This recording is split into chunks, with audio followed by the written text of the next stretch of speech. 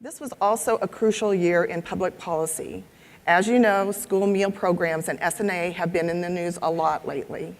So I would like to take a few minutes to update you on what's going on, and perhaps more importantly, remind you, everyone, of exactly why SNA is going to Congress seeking some flexibility on school meal regulations. Let's begin by looking back 3 years to 2011.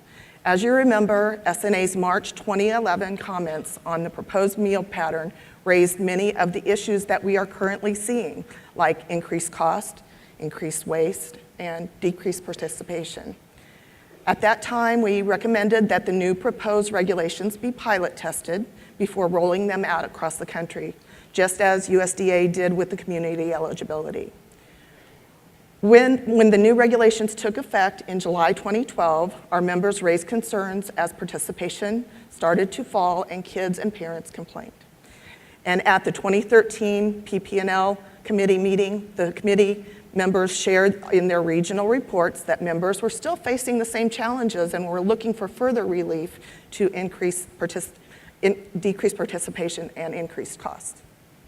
As a result of these reports, SNA sent a survey to collect data on the pressing challenges so that we could make informed, knowledge-based decisions when drafting the annual legislative position paper. At the same time, SNA began implementing its new 3-year strategic legislative plan.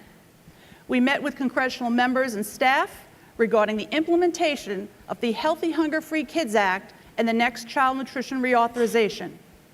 At those meetings, we were told that there would be no additional funding for school meals and that reauthorization could be delayed a year due to the other pressing issues on the Hill.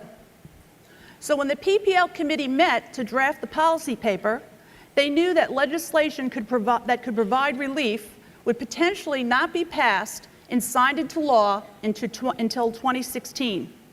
And as a result, new final regulations would not be released any earlier than the 2017-18 school year. Although USDA has provided some relief, it is simply not enough to address the many challenges school nutrition programs across the country continue to face. So in reviewing the 3+ year timeline for any relief, and against the backdrop of declining participation rates, SNA's leadership and PPL committee believed that we could not wait any longer. Accordingly, in the interest of you, our members, we began to seek new avenues for help.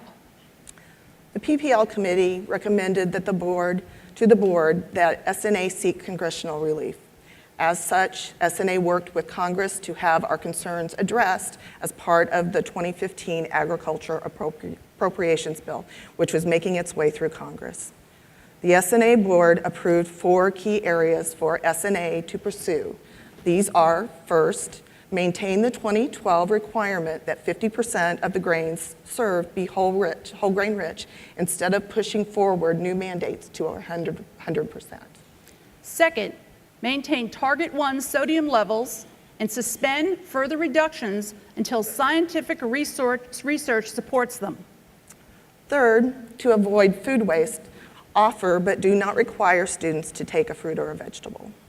And fourth, allow healthy items permitted on the meal line to be sold a la carte as well. Immediately after the board's approval,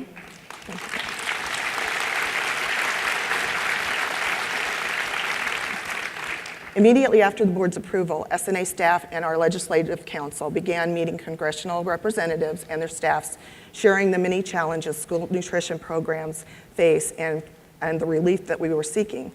It is important to note that we are not the only organization looking for Congress to help in addressing some of these regulations. There are many others. So while we asked for relief in 4 specific areas, members of Congress proposed waiver language that we were asked to support. Simply put, the waiver would allow for schools who can demonstrate a net loss for a period of 6 months beginning July 1, 2013 to temporarily delay implementation of the new regulations. SNA agreed to the strategy in order to keep the process moving forward. As of today, neither the House nor Senate has voted on this language. And although we don't know what the final bill will look like, We are hopeful that our 4 requests will be discussed, debated, and included.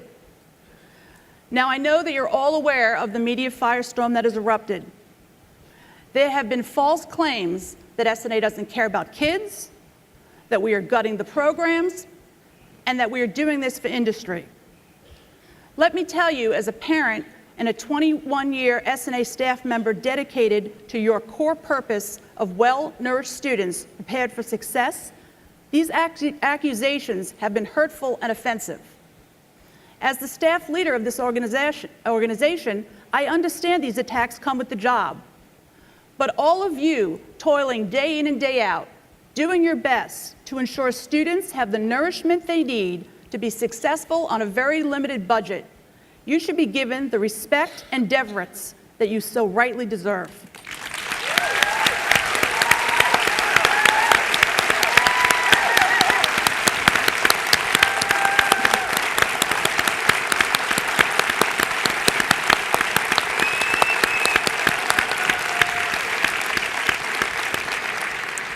There are probably some of you here today whose school meal programs have not been negatively impacted as others for various reasons. Your district may be high free and reduced. You may have secured special grants. Perhaps you have state funding available. Our hats are off to you. However, there are many members, your fellow members, who are not as fortunate. I ask you to put yourselves in their shoes, and what would you do if your job was on the line, if you had to cut more staff, if you were getting pressure from your superintendent and school boards who don't understand the complexities of these programs? SNA is the great organization it is today because of the camaraderie of its members. We have always supported one another and stood united as one. During challenging times like these, it is important that we stand together and support one another. Most recently, SNA was invited to participate in a USDA roundtable discussion with Secretary Vilsack, Let's Move Executive Director Sam Cass, and other organizations. Wendy Wire, our PP&L chair, who you will hear from in Tuesday's general session, represented SNA.